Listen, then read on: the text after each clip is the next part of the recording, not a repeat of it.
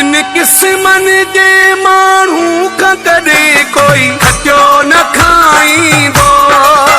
बिन किस्मन जे माण्हू खां कॾहिं कोई खटियो न खाईंदो।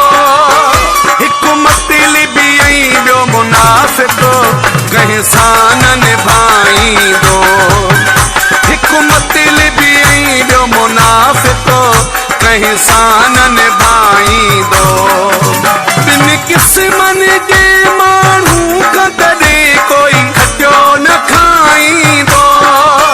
हिकु मतलबी ऐं ॿियो मुनाफ़िक़ कंहिं सां न निभाईंदो। हिकु मतलबी ऐं ॿियो मुनाफ़िक़ कंहिं सां न निभाईंदो।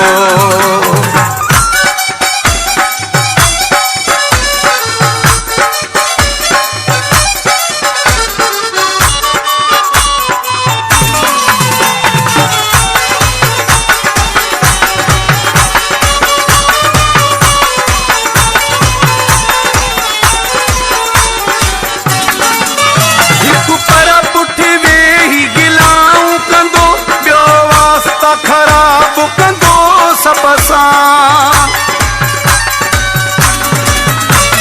पर पुठि वेही गिलाऊं कंदो ॿियो वास्ता ख़राब कंदो सभ सां।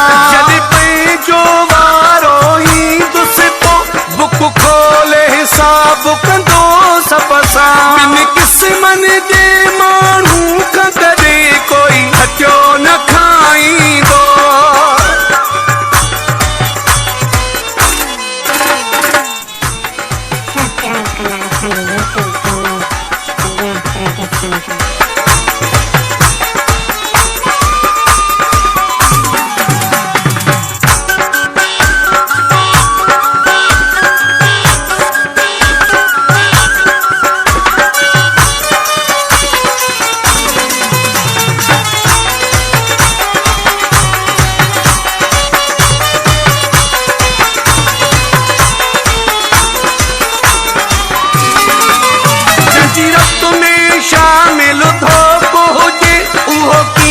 सचाई कंदो कंहिं सां।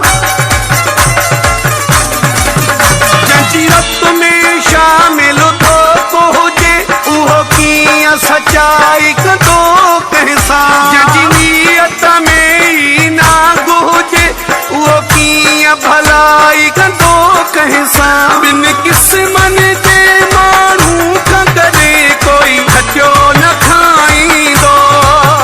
हिकु मतलबी ऐं ॿियो मुनाफ़िक़ कंहिं सां न निभाईंदो। हिकु मतलबी ऐं ॿियो मुनाफ़िक़ कंहिं सां न निभाईंदो।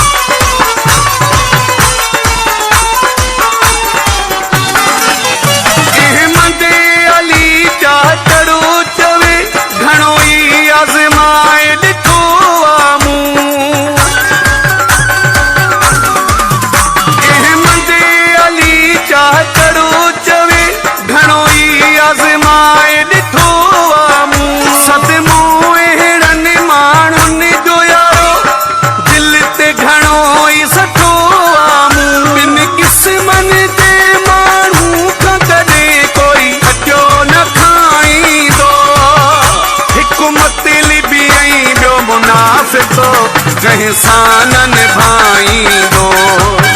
हिकु मतलबी ऐं ॿियो मुनाफ़िक़ कंहिं सां न निभाईंदो। बिन किस्मन जे माण्हू खां कॾहिं कोई खटियो न खाईंदो।